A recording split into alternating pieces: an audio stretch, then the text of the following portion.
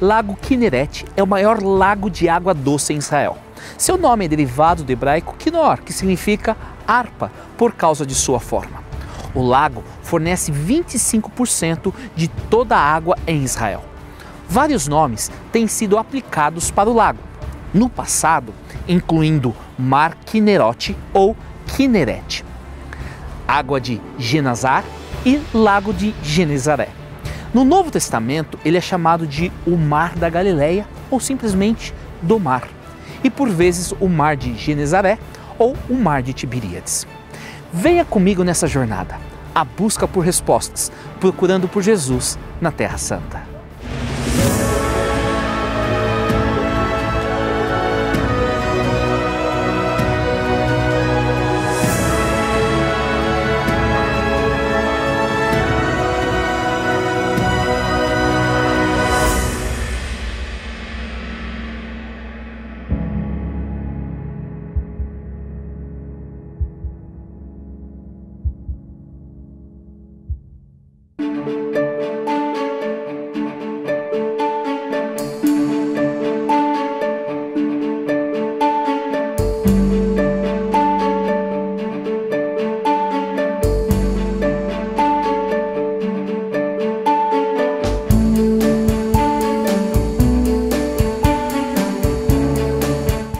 Juntamente com o Rio Jordão e o Mar Morto, essa massa de água faz parte integral da fenda sírio-africana, que é uma falha geográfica que se estende da Síria ao norte até a África ao sul. Muitas pessoas pensam nela como uma grande massa de água, mas na verdade o Mar da Galileia, que fica localizado ao norte de Israel, não é tão grande assim. Com um formato que lembra uma pera, o lago tem apenas 13 km de largura e 21 km de norte a sul, e sua profundidade é de 47 metros. É interessante que a superfície do Mar da Galileia fica 206 metros abaixo do nível do mar e sua circunferência é de uns 51 km. Devido às alturas das montanhas que rodeiam, mudanças bruscas de temperatura ocorrem, causando tempestades violentas no lago. O Mar da Galileia é alimentado essencialmente pelo Rio Jordão. Outras fontes e cursos de água sazonal fluem para dentro do lago, vindo das montanhas da Galileia. Na antiguidade, o Mar da Galileia era de extrema importância econômica para a região. Ele irrigava a vegetação, era fonte de água potável e fazia da pesca uma atividade comercial rotineira. A terra fértil da Galileia naturalmente atraía pessoas para a região, que tem crescido com um longo histórico e padrão de assentamento migratório. Este mar é interessante para nós por sua íntima ligação com o ministério público de Jesus. Cafarnaum, a cidade que ele chamou de minha cidade, ficava às suas margens. Dentre os pescadores que obtinham seu sustento do Mar da Galileia, Jesus escolheu seus primeiros discípulos, Pedro, André, Tiago e João. Jesus os chamou e os enviou para serem pescadores de homens. Jesus andou sobre as águas e também acalmou uma grande tempestade aqui. Durante o curso de seu ministério, Jesus frequentemente atravessava essas águas de barco. E aqui também ele se mostrou aos seus discípulos após sua ressurreição.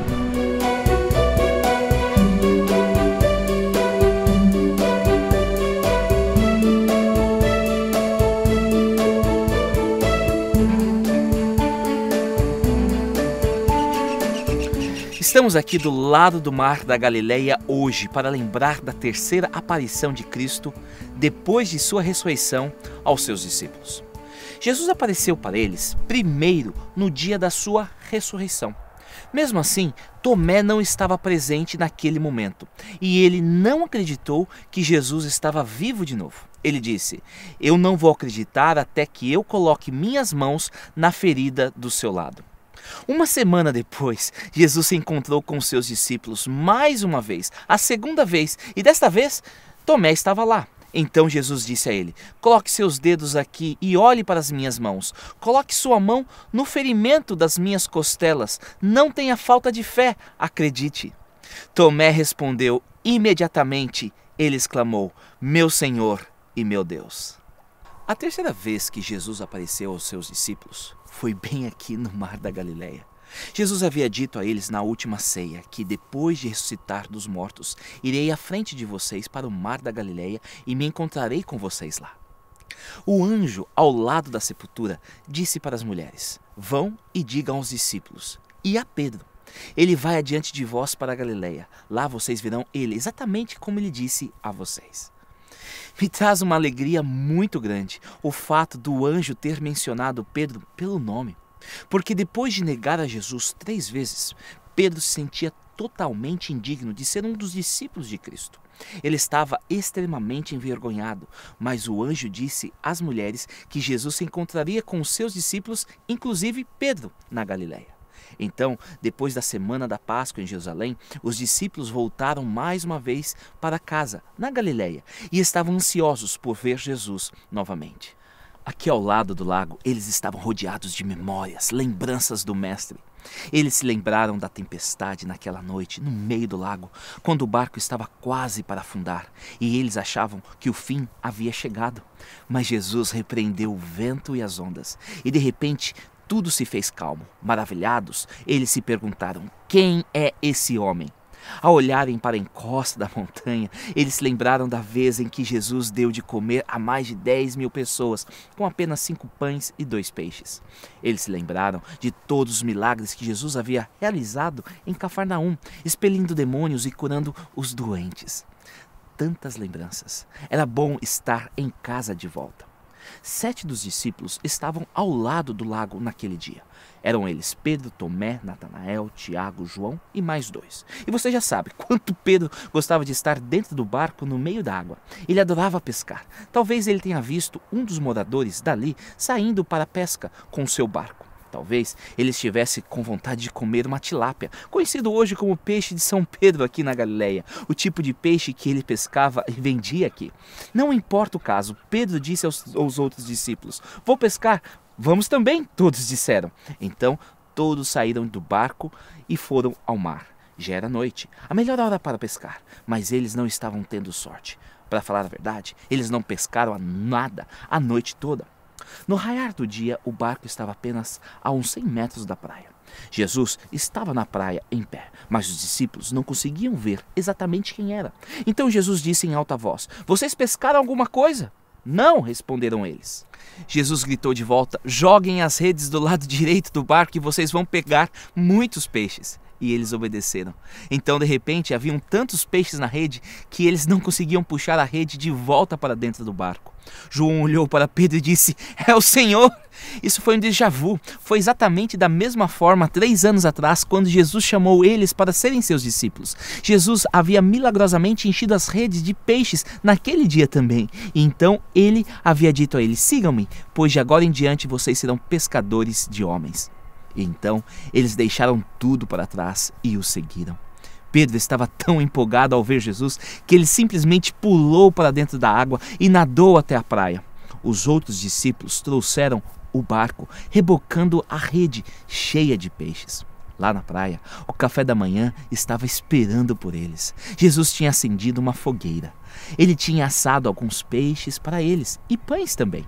Traga alguns dos peixes que vocês acabaram de pescar, Jesus disse. Venham e comam um pouco. Então eles sentaram ao redor do fogo e comeram da refeição que Jesus havia preparado para eles. Você consegue imaginar essa cena? Aconteceu em algum lugar aqui pertinho. 8 homens com fome, sentados aqui na praia, comendo peixe fresco e pão quentinho. Que refeição deve ter sido esta? Eu amo essa história. Eu amo o fato de que Jesus preparou o café da manhã para eles.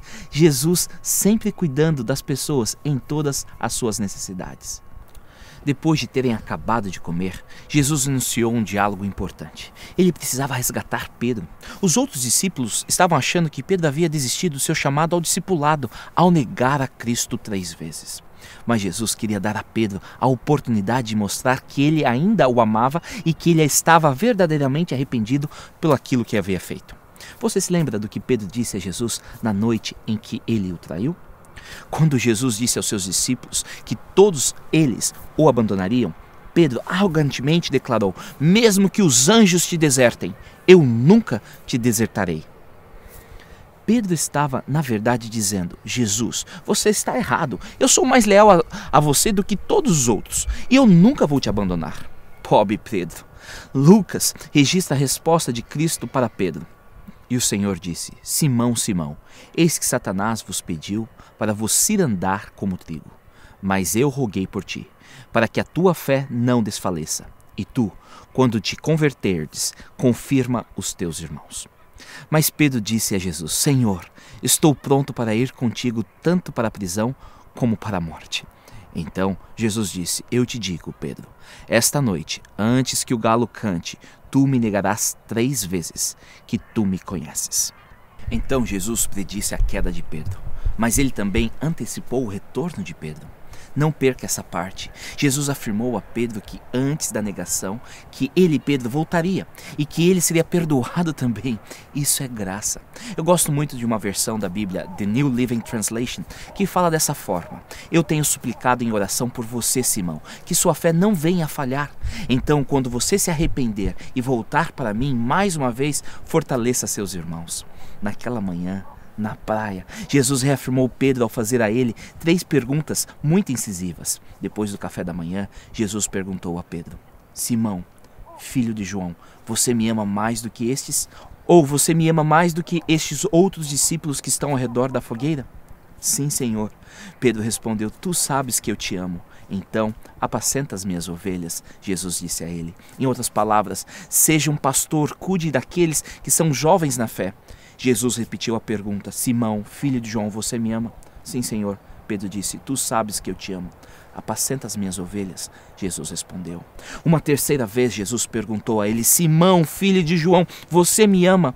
Pedro ficou triste ao Jesus fazer a pergunta pela terceira vez. Ele disse: Senhor, tu sabes de todas as coisas. Tu sabes que eu te amo. E Jesus disse: Então, apacenta as minhas ovelhas. 3 vezes Pedro havia negado o seu Senhor. E 3 vezes Jesus tirou dos lábios de Pedro a declaração de seu amor. Pedro não estava mais se gabando sobre ser mais leal a Cristo do que os outros discípulos. Pedro estava agora completamente em humildade. Ele era um homem transformado. Não foi fácil ouvir Jesus repetir a mesma pergunta 3 vezes a ele. Foi dolorido. Mas estava claro agora para Pedro e para todos os outros discípulos que Jesus o havia perdoado e que ele havia sido restabelecido como discípulo. De fato, esta experiência dolorosa abriu caminho para os anos mais produtivos da vida e ministério de Pedro. Você já se perguntou, ou até mesmo imaginou, como Jesus lida com líderes cristãos que tiveram grandes quedas? Você já se perguntou se tal pessoa poderia servir a Jesus novamente? A maneira que Jesus lidou com esta questão resolve isso de uma vez por todas. Onde existir verdadeiro arrependimento, Jesus sempre concede o perdão e a restauração. Aqueles que foram perdoados muito são aqueles a quem Jesus ama mais. A pergunta que Cristo coloca para Pedro é muito significativa. Jesus menciona somente uma condição para o discipulado, para se tornar um discípulo: você me ama. Esta é a qualidade essencial para ser um seguidor de Cristo. Amor gera amor. A Bíblia diz: nós o amamos porque ele nos amou primeiro. Quando Jesus estendeu seus braços naquela cruz, ele estava dizendo: eu te amo desse tanto. Hoje, ele faz a mesma pergunta que ele fez para Pedro: você me ama? Você me ama? Você me ama?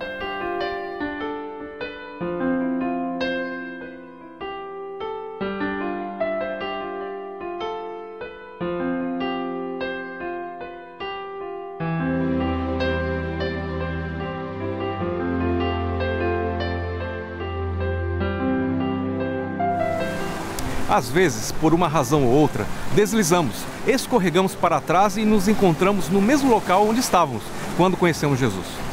Foi exatamente isso que acontece com Pedro, quando ele peca ao negar Jesus 3 vezes. Mas, pela graça de Cristo, recebemos perdão e restauração quando nos arrependemos.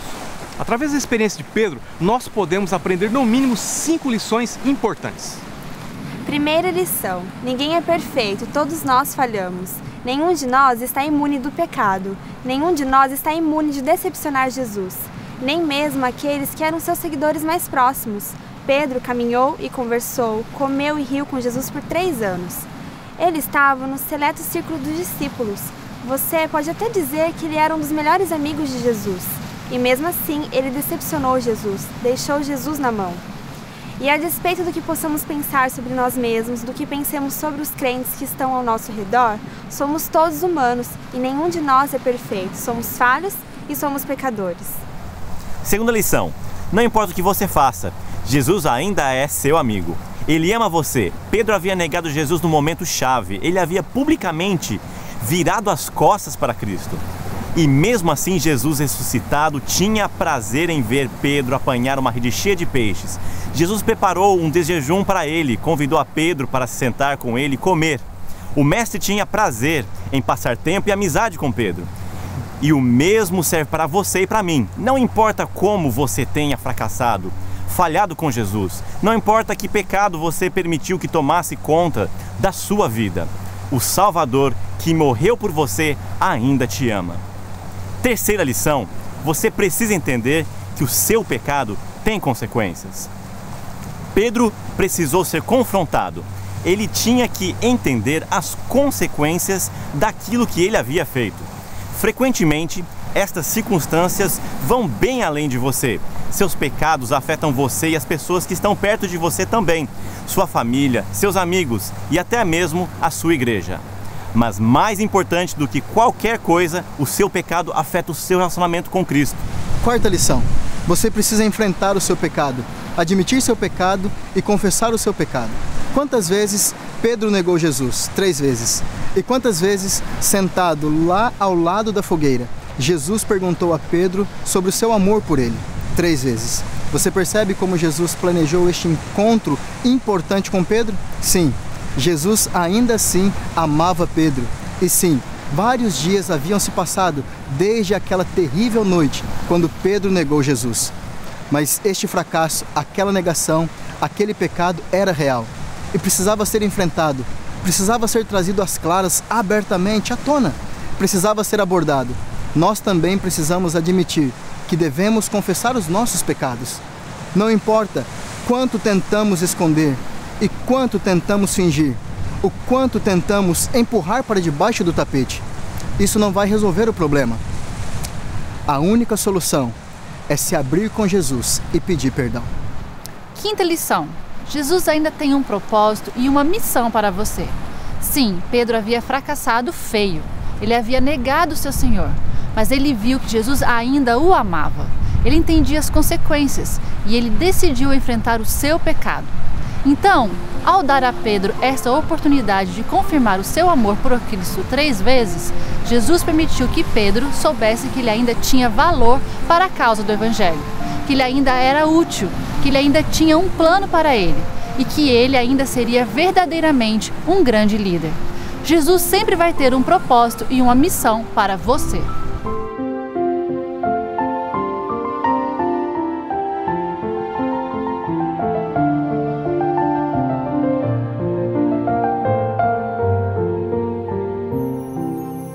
Neste mesmo local que Jesus perdoou a Pedro, numa mesma manhã, enquanto o sol nasce, eu quero falar com você, meu amigo, minha amiga.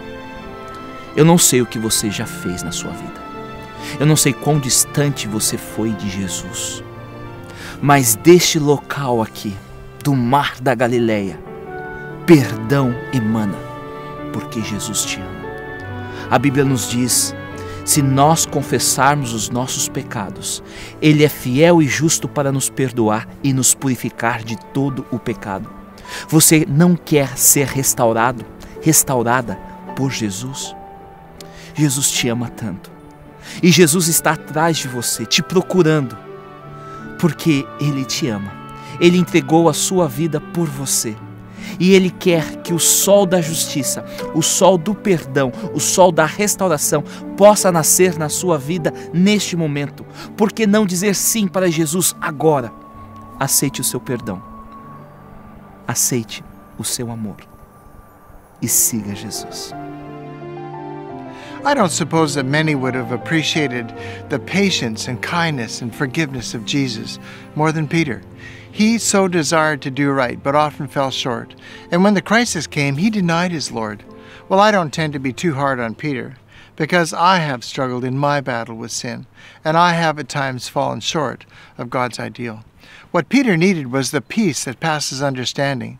Often it is what I need as well. The song Prince of Peace helps me to focus on the assurance that Jesus offers each of us, the peace of pure forgiveness.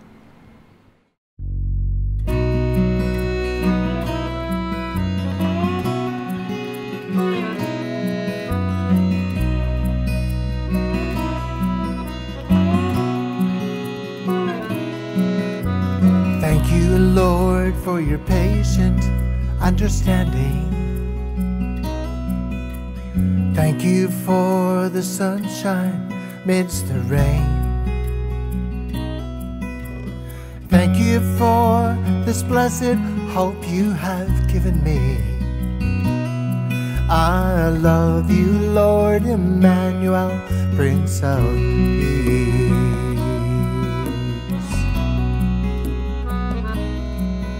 Sometimes it's hard to understand your counsel. Sometimes it's hard to live life faithfully. But this I know, and thank you, Lord, for giving your life, your all, to show your love for me.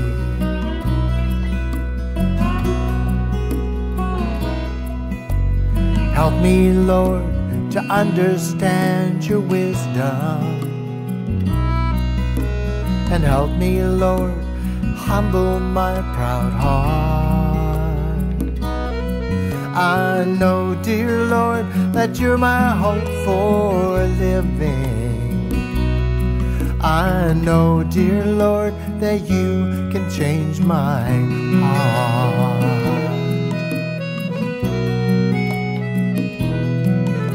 It's nice to know the peace of pure forgiveness. It's nice to know the depths of redeeming love. I thank you, Lord, for loving me, a sinner. I thank you, Lord, for your unfailing love.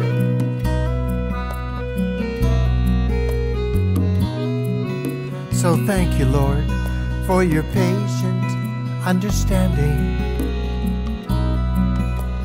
Thank you for the sunshine midst the rain.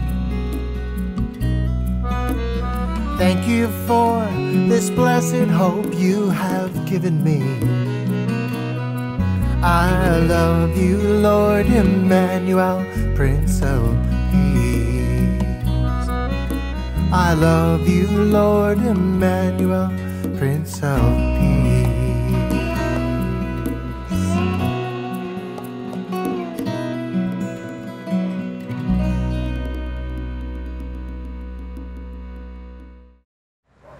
Obrigado, pastor Ron Nelson.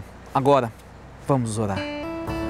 Querido Pai, obrigado porque o Senhor nos restaura, assim como restaurou a Pedro. Que sempre possamos sentir o seu perdão e sabermos que não importa o que façamos, o Senhor sempre nos amará. É no nome de Cristo que nós oramos. Amém.